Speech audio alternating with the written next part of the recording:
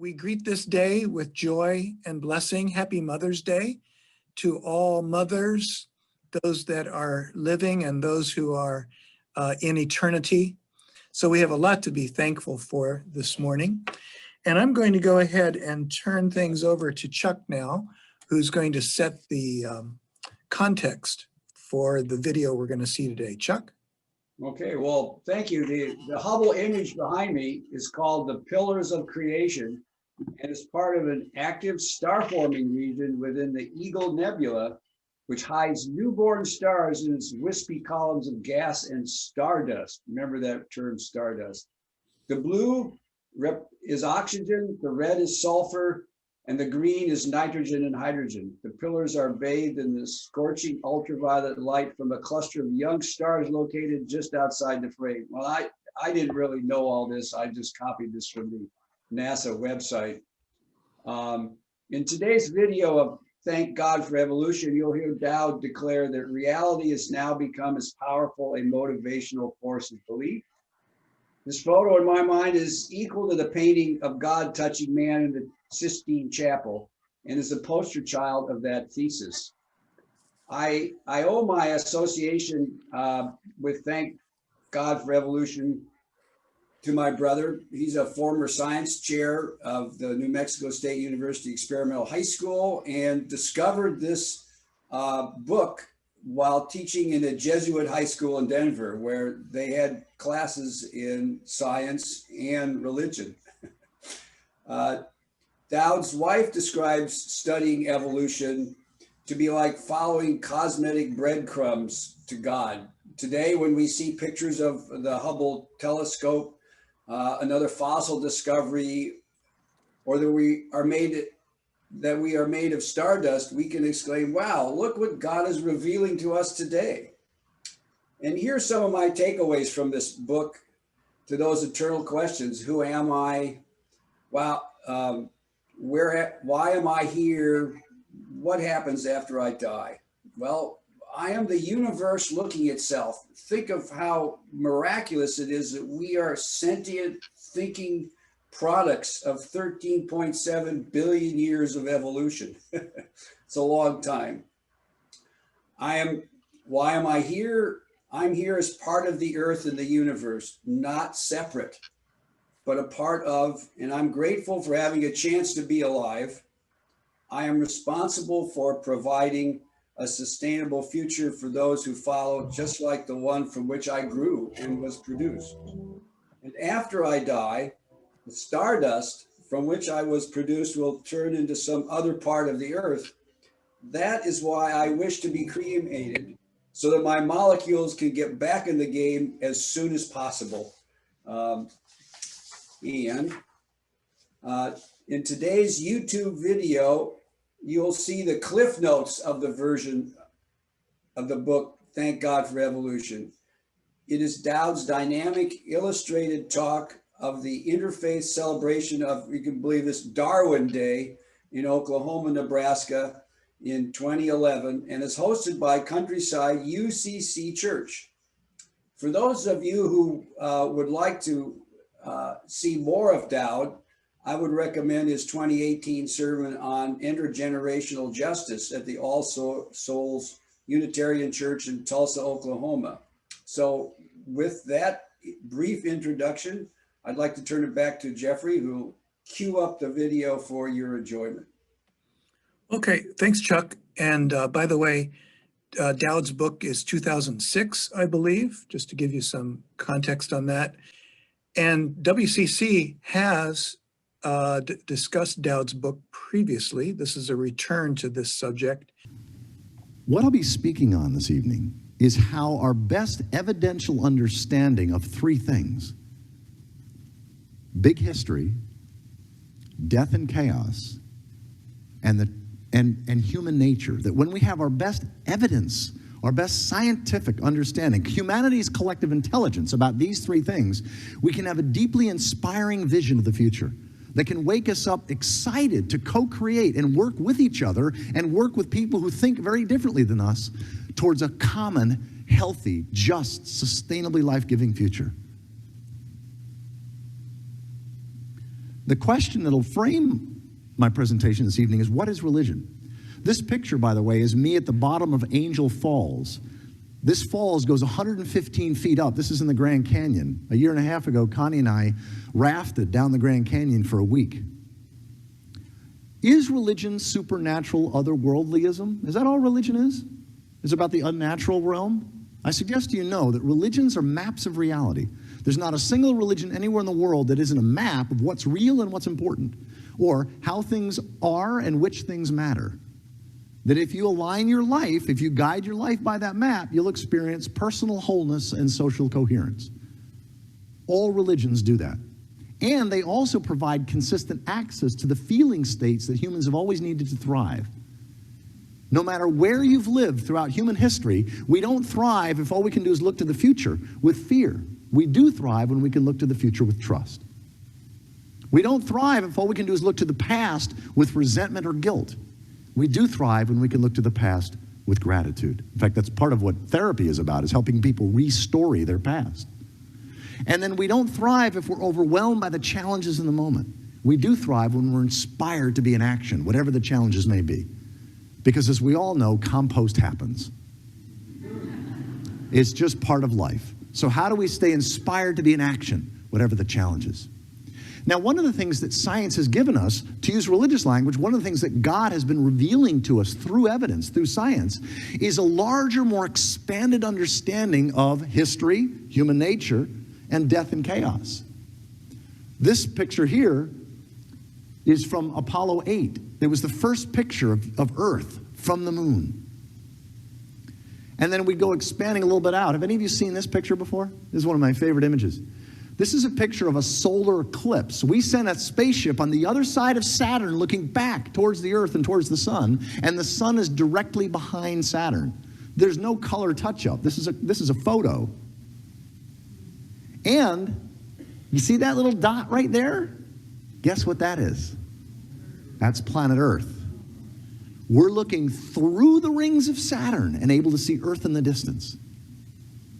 Talk about a perspective shift, right? Now, of course, moving further out, this is our closest neighbor galaxy. Until 1924, we didn't know that anything was larger than the Milky Way. We thought the Milky Way was the entire universe. And then in 1924, Edwin Hubble was able to discern that there were other galaxies. And now we know that our Milky Way is only one of like 200 billion other galaxies. And then, of course, this is the Hubble Deep Field photo.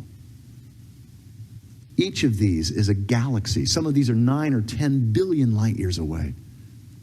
And as an old mentor of mine, this old farmer at my first church, he was an astronomer, an amateur astronomer. He said, "You know, Reverend," he said, "the more I learn about this awesome universe, the more awesome my God becomes." In fact, if this understanding doesn't expand and deepen our theological concepts, we're not up to date with what's being revealed through science. As I said before, trust, gratitude, and inspiration are the core feeling states that humans have needed to thrive. And for all of human history, the way that people got these was beliefs. All different cultures had different beliefs, different pre-natural stories that helped us get to trust, gratitude, and inspiration. And now we have knowledge that gets us there. But it does so not at the expense of the religious traditions. It doesn't diss or put down the religious traditions. It's helping the religious traditions themselves to evolve. That'll become clear later on. So this concept of big history, the history of everyone and everything, it's physical evolution, biological evolution, and cultural evolution as one common creation story. It's one of the most exciting academic disciplines. In fact, I've mentioned it a couple times already today. If you just put big history, Bill Gates, in Google, you'll get Bill Gates is evangelistic about big history. But one of the core concepts is this notion of nested emergence. I've got the nesting dolls because this understanding that we now have through science of nested creativity. Subatomic particles are within atoms, within molecules, within cells, within organisms, within planets, within galaxies. At all nested levels, every level can create. Every level can bring something new into existence that didn't exist before. Stars are creative. They create the periodic table of elements. But molecules in community are also creative. Hydrogen and oxygen come together, water's created. So creativity, divine creativity, exists at all nested levels. And from this vantage point, God, or the goddess, or Allah, or any other sacred name for ultimate reality is a proper name, a sacred name for that one and only creative reality that transcends every other reality, yet also includes every other reality. Here we have a visual image of this greater complexity, greater interdependence, and greater cooperation at larger and at wider scale. This is the nested emergence part. We see greater complexity emerging out of lesser complexity. And this is not debated. There's no scientist in the world that would debate this and say that theocracies came before Neolithic villages or mammals came before multicellular life. No, this is considered knowledge. Human cooperation once existed only within small family groups. Cooperative organizations expanded to produce multifamily bands, then tribes, then agricultural villages, cities, and empires, then nation states. Now, some forms of economic and social cooperation span the globe. Now, one of the things that I consider gospel, that is saving good news, is when we understand how this has occurred, the mechanisms. For example, formerly independent, or in some cases even competitive entities, face some crisis, some challenge, some chaos, some difficulty. And they figure out or stumble into the awareness that they can survive together better than they can independently. And when they figure out how to align the self-interest of the parts with the well-being of the whole, a new level of complexity emerges. Now let's call these tribes. Before you had families and clans, right? Now you got a bunch of tribes interacting. They face some crisis, some challenge, some chaos, some difficulty. They figure out how to align the self-interest of each tribe with a new level of complexity, and a chiefdom or a kingdom emerges. Now you got a bunch of chiefdoms and kingdoms, and so on. This is how the world has become as complex as it is. This is how prokaryotic bacteria created the eukaryotic cell. This is how eukaryotic cells created multicellularity. This is how we've gone from cooperating among families and clans to now we cooperate at the scale of a planet. As evolution proceeds, living things will increasingly coordinate their actions for the benefit of the group because it will be in their self-interest to do so. Cooperators will inherit the earth and eventually the universe. Now, when you think about how recently God created us, that is how recently we emerged out of the body of life, on a 100-year time scale, humans show up, interestingly enough, on Christmas Day of the 99th year, Homo habilis, handy humans, December 29th, Homo erectus, and December 31st, the 99 years, 364 days, the last day is we've got speaking, symbolic speaking humans. Okay? So this picture is not really so much a picture of a human being looking at the earth. I mean, you could say it that way, of course. But a more accurate way of talking about this picture is this is one of the first times that Earth became complex enough that a piece of itself could get off of itself and look back at itself. This is Earth looking in the mirror. See, we're not separate from nature. This is part of this nested emergence part. Humans are part of nature. The universe has been expanding and becoming more complex.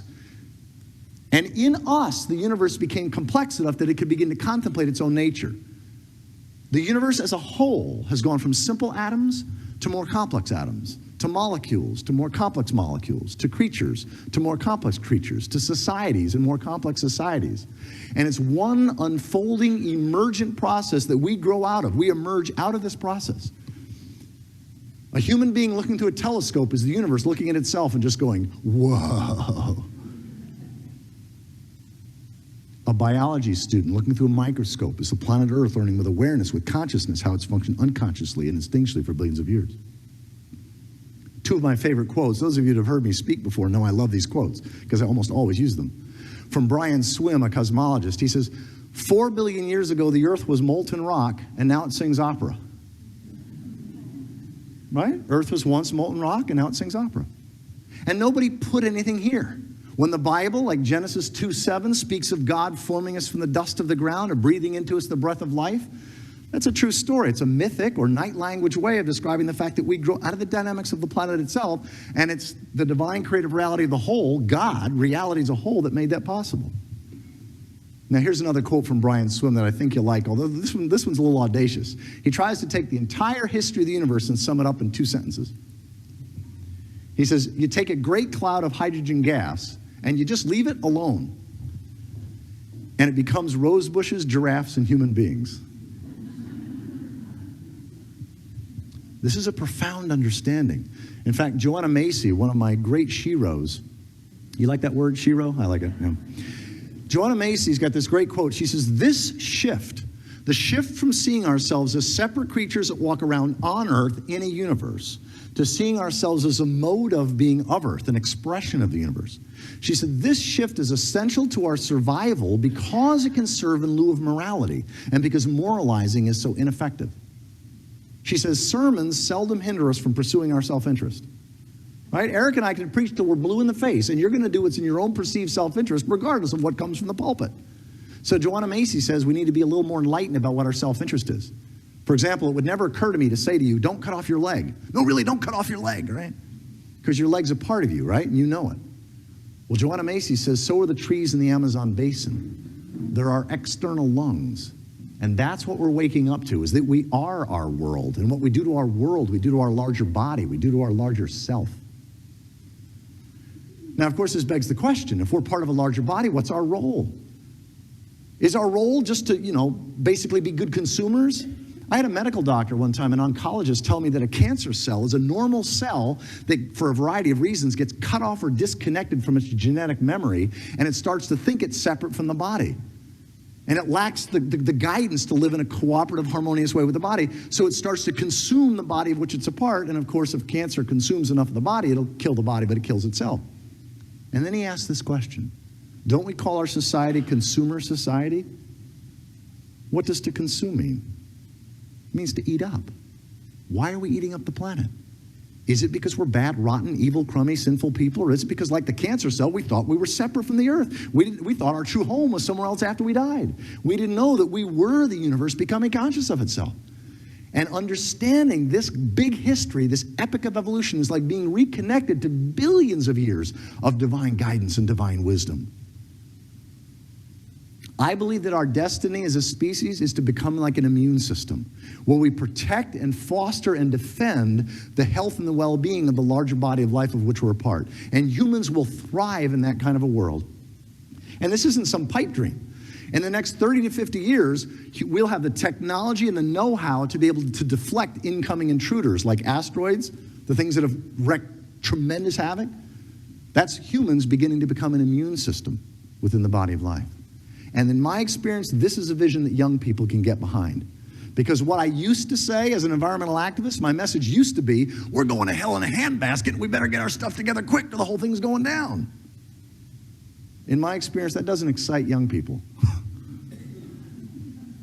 Yet this vision that they and their generation worldwide get to evoke. I mean, the interesting thing about this absolutely amazing thing that happened in Egypt is that young people worldwide are connecting with their generation. They're identifying with other young people their age worldwide, more than they are, in many cases, just their own nationality or their own religion.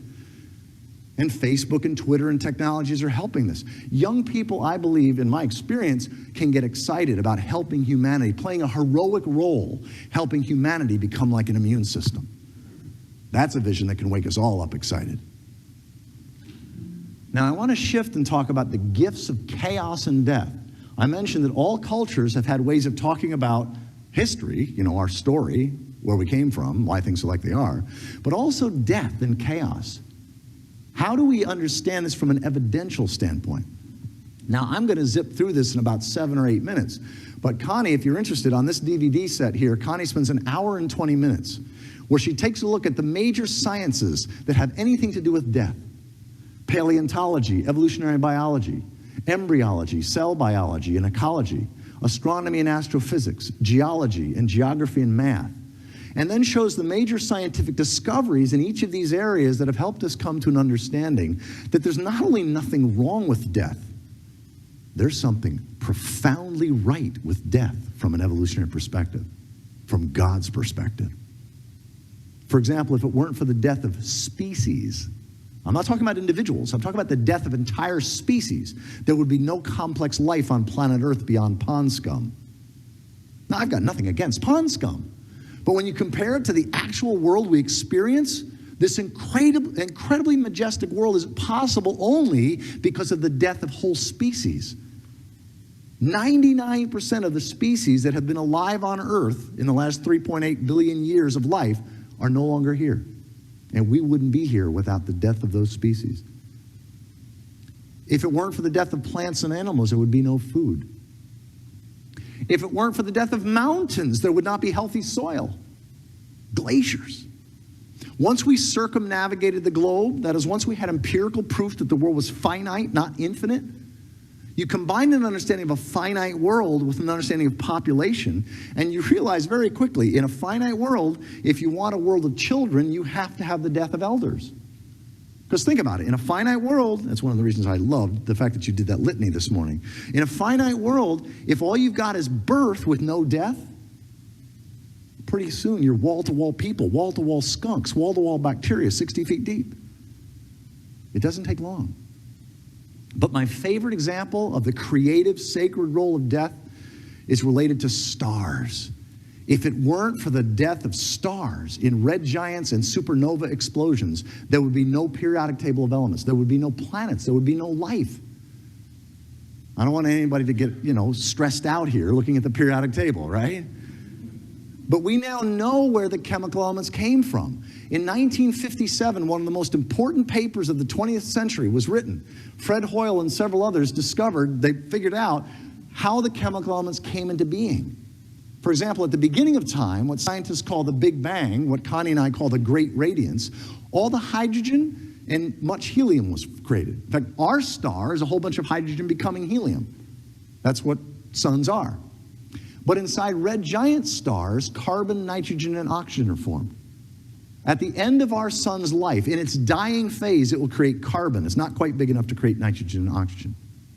And then inside blue-white stars that have a supernova explosion, all the other elements of the periodic table of elements are formed. In fact, if you have any gold or silver or copper, if you're wearing any metals, those metals are formed at the instant of a collapsed supernova star. And we don't believe this. We know this. This is what every astrophysicist in the world would agree with. Death is natural and generative. It's creative at all levels of reality. To use night language, death is no less sacred than life. And what I mean by night language, well, I'll say a little bit more about that here in a minute. What I mean is poetic, evocative language. Until we grasp that death plays a vital and necessary role in an evolving cosmos, Christianity will continue to be shackled by unnatural, otherworldly notions of the gospel. Medical technologies will continue to prolong physical and emotional suffering and provoke family discord. And the medical industry will continue to underwrite the widening gap between the rich and the poor. Few things are more important than transforming how we view death. Now, in terms of chaos, I have a 15-foot string of beads. Each bead signifies some significant event in the universe story. And I have the major catastrophes, the major extinctions, the major violent, chaotic, destructive episodes. Because one of the things we now know, and again, I say know rather than believe, is that the main thing that for billions of years has catalyzed creativity and transformation is chaos, breakdowns, and bad news. It may be the most important thing. And see, knowing this builds my faith. Not faith is beliefs, but faith is trust. I trust the chaos of my life. I trust the chaos of our culture. I trust the chaos of our times because I have this deep time understanding, a knowledge-based understanding of the essential role of chaos and breakdowns in an evolving cosmos for emergent complexity to continue happening. This was me a year ago. I went through cancer treatment. And during this time, even when I thought I could die really soon, fortunately, I've had 2 CAT scans. I had a tumor the size of my fist removed from my spleen after 6 rounds of chemotherapy. And I have had 2 CAT scans since then, and they don't show any sign of cancer, so I'm very hopeful. But even when I looked at the possibility I could die really soon, I had nothing but trust. And it wasn't because I was holding out hope for pearly gates. I completely trust that whatever happens on the other side of death is just fine. That's true faith, is trusting. And I also had deepest gratitude for grace, 14 billion years of grace. So here's really the heart of what I want to talk about tonight, where I think most people find the transformation, although many people find the death material pretty powerful stuff, especially anybody who's been dealing with death, because this understanding of death doesn't take away the grief and pain of death, of course. But what it does is it gives it a cosmic container. We trust that humans aren't responsible for the existence of death in the universe, nor is it somehow a cosmic mistake. But here we talk about a knowledge-based understanding of human nature, specifically that we are hardwired for sociality, that we're meaning makers, and that we have mismatched instincts. And this is where the rubber meets the road. This is where the practical benefits of an evolutionary worldview come blazingly into focus. To talk about us as being hardwired for sociality is to say that we're born to be social. Relationships are us. We're group animals, and like all other group animals, this is where the pro-social emotions and pro-social behaviors come into being. Love, compassion, generosity, care, consideration, kindness. These pro-social feelings and behaviors come into being because of our group nature. Thank you. Anybody who says that evolution just says we're all selfish doesn't understand this essential aspect of evolution. I love this picture. It's one of my favorite images of all time. Evolutionary psychology and evolutionary brain science, together with primatology, the study of primates and humans cross-culturally, have helped us come to an understanding that there's certain things that are universal to apes and humans. One of the things that we now discover is that moral behavior emerges naturally. We don't need a cosmic carrot and a cosmic stick to motivate us to be good. Moral behavior emerges. We are fundamentally empathic. That is, empathy and compassion is instinctual for 98% of us. Roughly 2% of the human species is born without the mental capacity to feel empathy and compassion. Some forms of autism, sociopaths, psychopaths, they lack the mental capacity. They literally can't feel empathy and compassion. But for the other 98% of us, it's instinctual. So to speak about us being meaning makers, that we're storytellers, is to say that we're always interpreting. We can't not interpret. And we use metaphors. We use what I called earlier night language. There's a distinction that I make in my book between day language, which is reflecting our daytime experience. It's just descriptive. It's what science specializes in, descriptive day language. And then night language, a language of poetry, of myth, of symbol, it's evocative. Night language touches our heart, engages our emotions, but it's also trivialized if you interpret it literally. And we all have a daytime experience and a nighttime experience, and as we all know, they're very different. We do things at night in our dreams that we just can't do during the day. You know, we fly, we do all kinds of things. And yet when you fly in your dreams, you're not having a supernatural experience. You're having an experience that's common to the day, to the night experience, to the dream state. Even though if you took it literally, it would be supernatural. And so all cultures have used a blend of day and night language to describe the nature of reality and our relationship to it.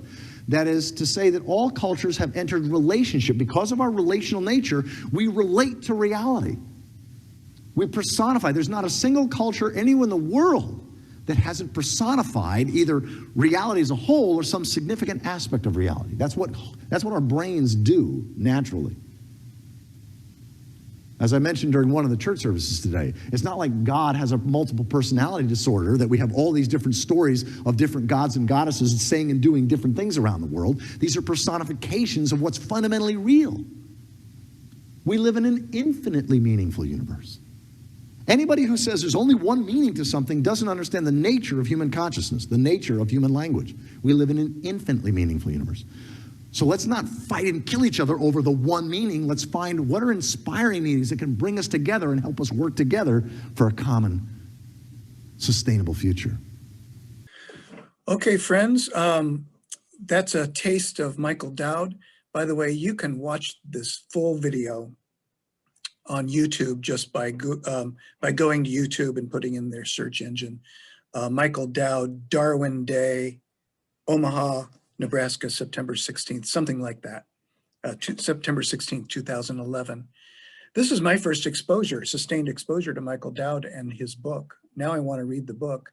And what a nice carryover this is, I think, and Chuck and I talked about this week, carryover from our last 5 weeks series on environmental justice. Yes, Junia? Well, I love this. I have believed this for years, and as a science major, it's just, thank you, Chuck. It's really great. I appreciate the introduction to this. It makes so much sense to me. And I'm just thrilled that our church is discussing this. I think it's a tremendous amount of meaning here, and it would be great to talk about it through the Christian lens a little bit more too. Dowd does that in his 2018 presentation. He brings it, well, of course, being presented in 2018, of course, he includes all of our now present conundrum in this entire issue of how we're going to come together to try and change the path that we apparently are on as a species. And I would commend that to you as well. I thought that it perhaps was in a sense a little too political. I thought this was a better introduction in terms of the basic science behind his approach. Any other questions, comments, thoughts? Chuck, thank you so much. This is it's metaphors all over the place. It's hard to where do we go from here is what I'm thinking. The way he's setting it up, it seems, because I've never read or heard anything from Dowd before. Where do we go? What's step 2? I wonder. We can bring this down to politics, to the environment, psychology, personal relationships, Religion. I'm just swimming right now. Yeah. But I guess environmentalism, yes, that's pretty clear. It was a great way to end our last 5 weeks and maybe put some things into action. But maybe once everybody starts thinking in these Dowd type, grander terms, we can come together more often. Yeah. JS, Yes. I'm sorry. Yeah, JS. As a partial response, part of me says, let's not use our left brain when we have our discussion. Let's focus on the grandeur of it, what he calls night language, basically.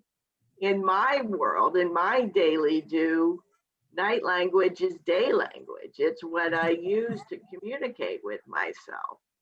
It's the grandeur, the joy, the gratitude, the wonder, the mystery of all that we have been given.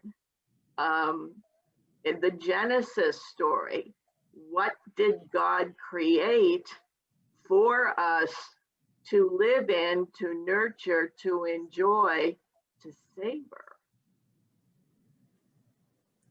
Beautiful. Yeah, I'd like to extend that a little bit. What thrills me the most is to think of that we're part of this web of creation. We're God. God is maybe not separate from us, and we're not separate from God. Totally.